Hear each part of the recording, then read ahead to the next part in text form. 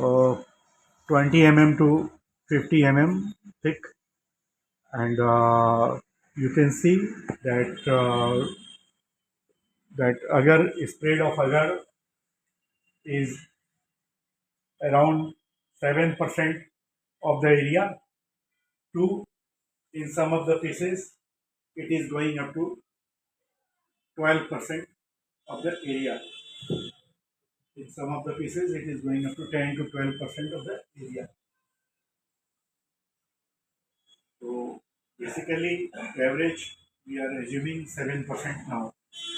જે আমি કાટીશું, સ્લાઇસ બનાવીશું 20 mm পৰা 40 mm লৈকে 49 পিচ আছে ইয়াতে। এইখিনি আমি দেখিব পাৰিছোঁ যে ভালেমান আগাৰ হৈছে, 7 পৰা 15% এৰিয়াটো আগাৰৰ পৰা কভাৰ হৈছে, সেইটো আমি চাই আছোঁ তাতে। আৰু পিচ আছে সেইখিনি আমি আকৌ ভিডিঅ' কৰিম আৰু এইটো ঠিক আছে।